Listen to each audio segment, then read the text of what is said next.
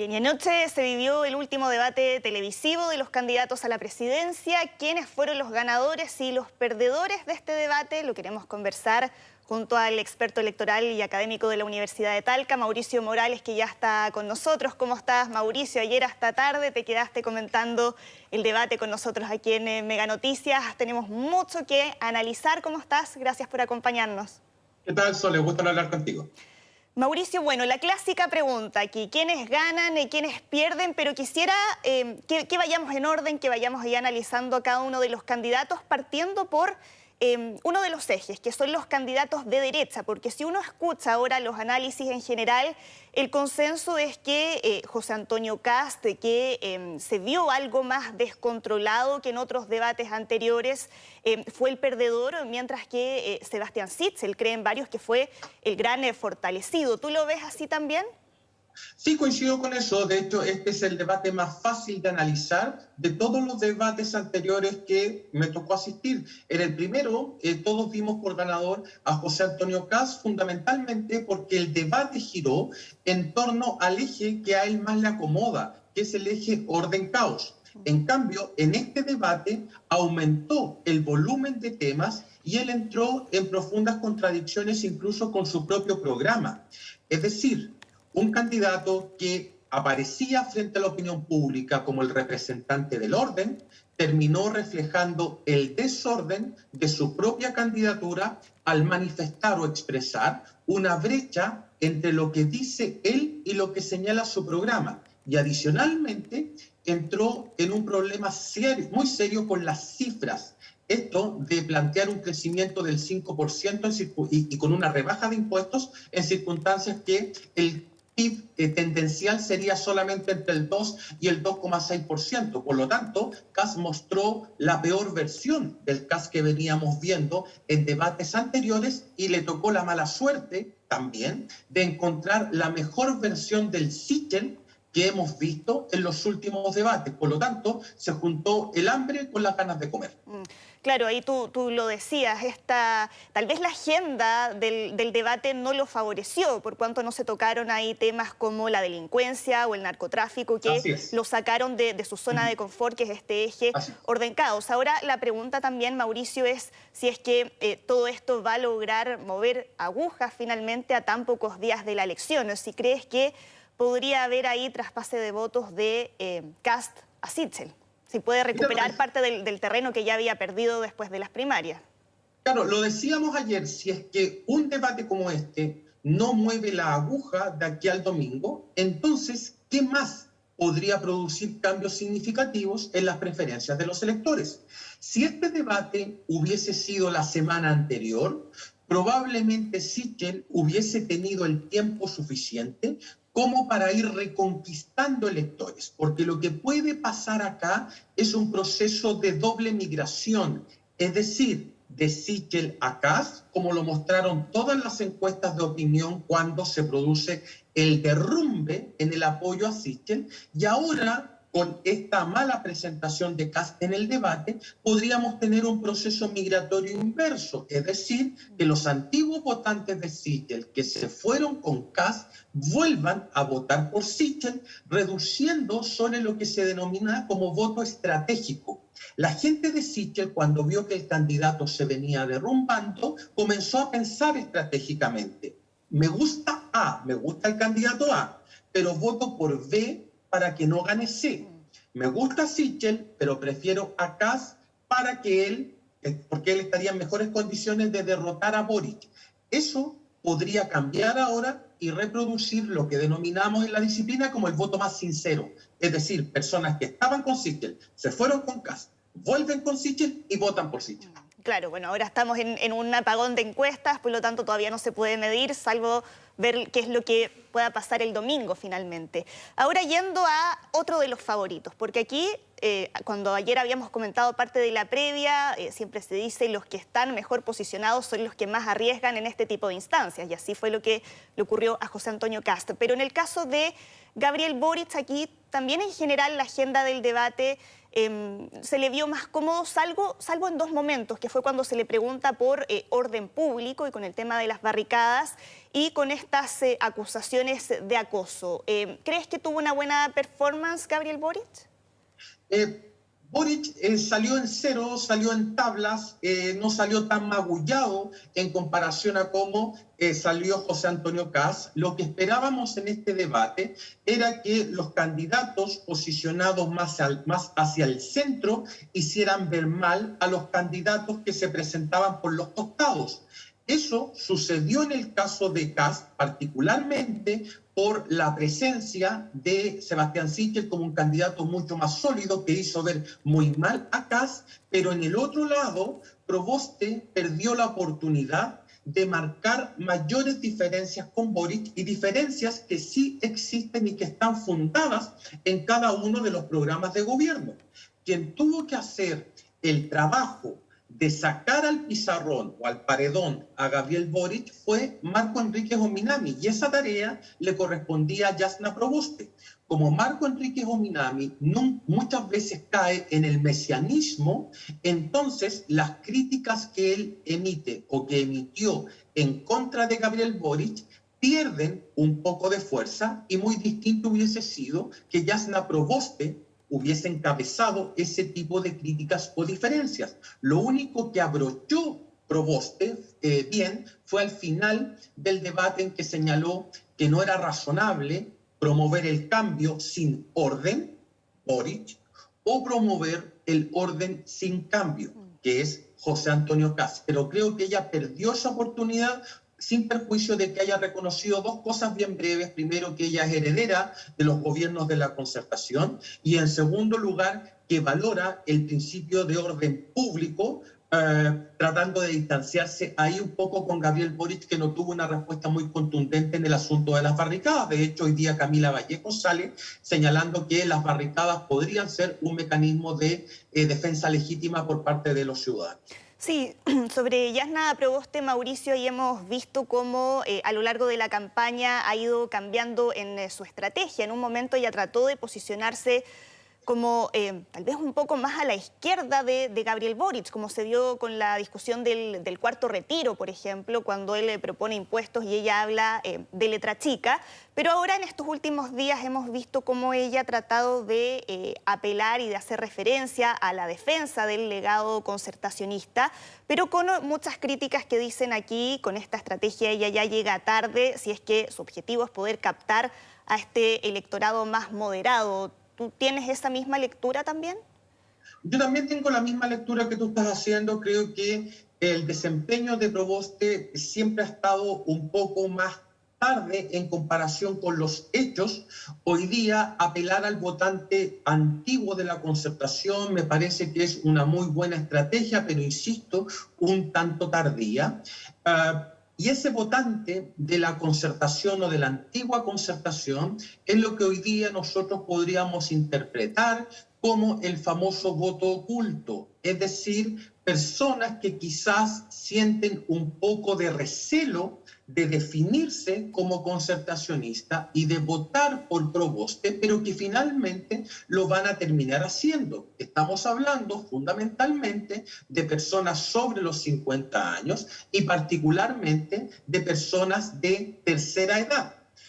Y si es que las cifras avanzan en la dirección correcta, lo más probable es que tengamos un incremento en la participación de la población adulto mayor, lo que podría favorecer la candidatura de Proboste. Pero el gran problema de Proboste ha sido reproducir el síndrome Tomic, que fue la elección del año 1970, en que Tomic, en lugar de distanciarse de Allende, presenta un programa muy parecido y lo protege casi sistemáticamente en los debates o presentaciones. Acá hemos tenido algo similar, salvo cuando Proboste le enrostra a Boric su tardanza en hacerse el examen PCR, en circunstancias de que hay diferencias de fondo que bien podría haber subrayado en este debate y también en los anteriores.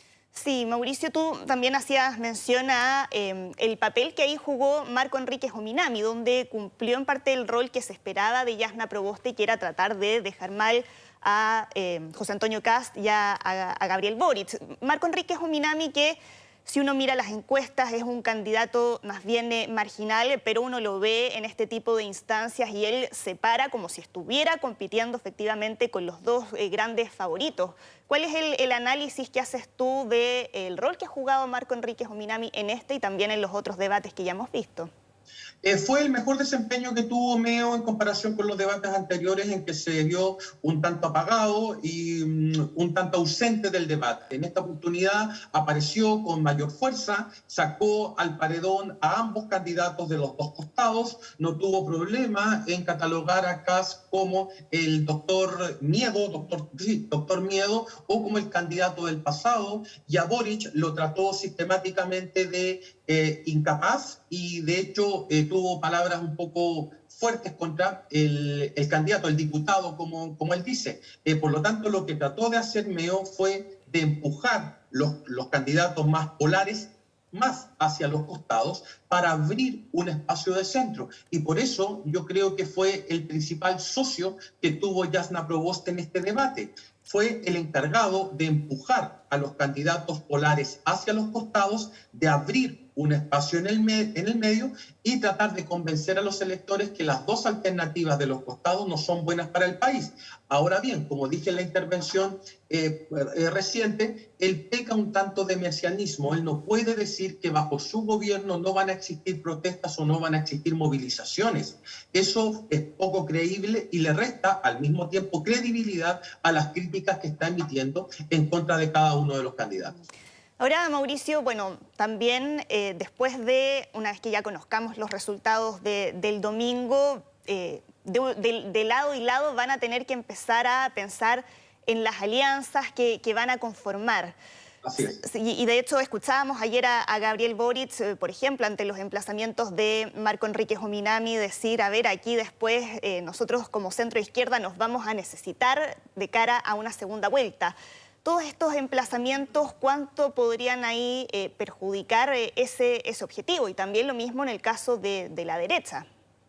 Mira, con tu formación en ciencia política me vas a entender perfectamente. Los presidentes necesitan un contingente legislativo. Ese contingente legislativo corresponde al porcentaje de diputados y de senadores que necesita un presidente para gobernar.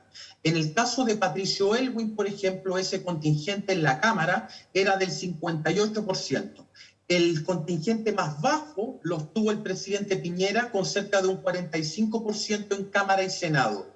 El presidente que llegue a gobernar Chile desde marzo del próximo año va a tener un contingente legislativo muy por debajo de esa cifra. Por lo tanto, lo que tú dices es central, es decir, que se armen o se estructuren coaliciones de gobierno entre la primera y la segunda vuelta, porque de lo contrario vamos a tener de marzo en adelante al presidente más débil en la historia reciente del país, si por debilidad se entiende el volumen de contingente legislativo con que ese presidente pretende llevar adelante su agenda de gobierno. Por eso es tan importante lo que tú señalas respecto a las posibles alianzas que se estén preparando para la segunda vuelta, porque de lo contrario, si ya enfrentamos para el próximo año y los siguientes un escenario de incertidumbre, imagínate lo que sería enfrentar un 2022 con nueva constitución,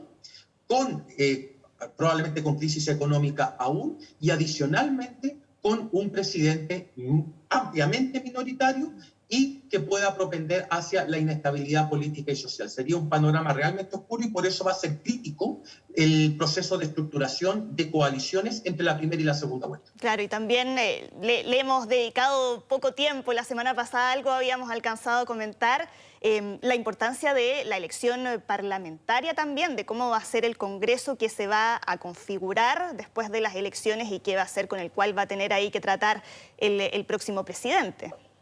Por fin me preguntan del Congreso, que es tan relevante en un sistema presidencial. Te agradezco mucho la pregunta, Solo. Yo sé que a los periodistas no les gusta que les agradezcan las preguntas, pero en este caso sí lo voy a hacer.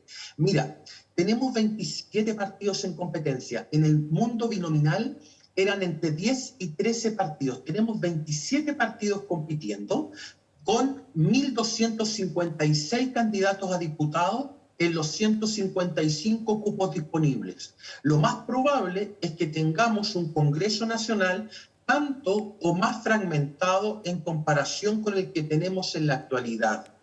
Por ende, es aún más relevante la construcción de estas coaliciones que hablábamos, porque si tú comparas el contingente legislativo de un presidente al día 21 de noviembre o 22 de noviembre con el contingente legislativo que ese presidente tenga el 16 o 17 de diciembre, las diferencias debiesen ser mayores, porque si Boric llega con su coalición, que es el Apruebo Dignidad, con un 20% de los legisladores y no hace una alianza con Nuevo Pacto Social, el contingente legislativo con el que asuma va a ser del 20%, pero si lo hace, probablemente llegue con un contingente legislativo del 40%. Y por otra parte, tenemos que poner bastante ojo solo en lo que va a pasar en el Senado, y particularmente con la derecha, o la centro derecha, que hoy día tiene dentro ya 12 senadores y necesita obtener 6 más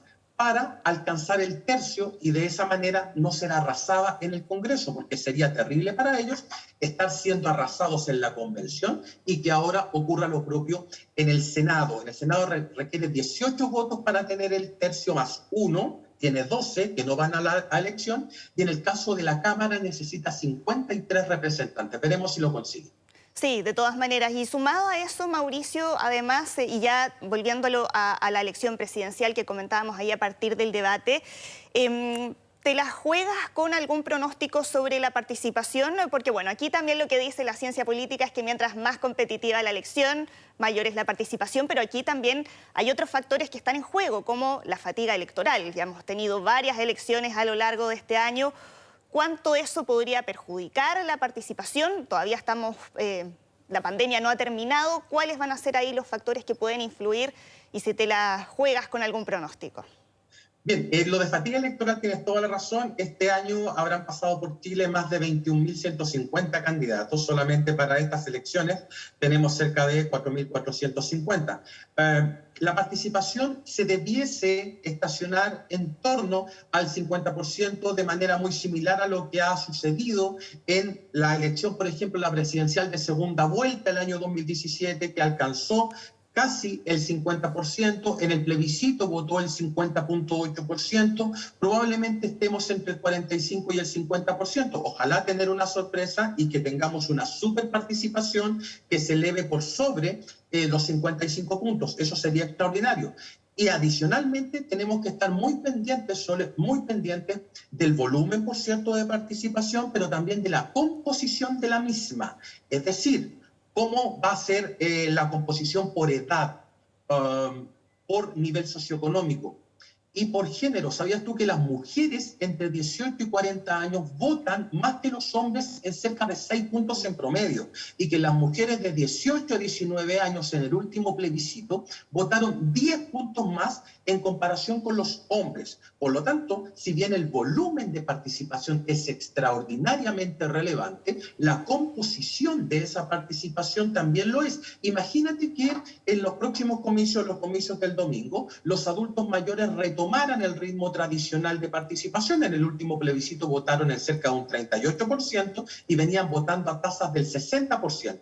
Y los jóvenes al revés, venían votando a tasas cercanas al 40% y crecieron en el plebiscito al 60% casi. ¿Qué pasa si los jóvenes caen y los adultos mayores repuntan? Probablemente eso va a impactar en el resultado electoral. ¿En quién? Fundamentalmente en Kast y en Proboste, que son las candidaturas que mejor sintonía tienen con los adultos mayores. Si votan más jóvenes, entonces eso debiese favorecer a Boric y a Sichel, que han llegado con mayor fuerza a ese segmento etario.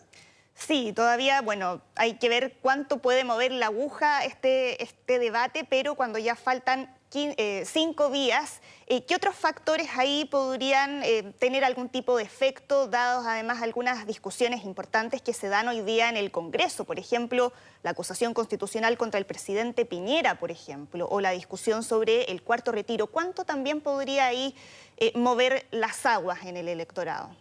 Fíjate que la acusación constitucional contra el presidente Piñera yo no veo que tenga o vaya a tener un efecto muy significativo en el resultado de la elección del domingo. Podría tenerlo en caso de que el presidente Piñera fuese destituido, pero eso no va a ocurrir porque en el Senado no están los votos para aprobar esa acusación constitucional. Se requiere de 29 senadores y la oposición no alcanza a obtener ese quórum. Por lo tanto, esa acusación constitucional se va a rechazar y no va a tener un efecto significativo, creo, en el resultado de las elecciones del domingo.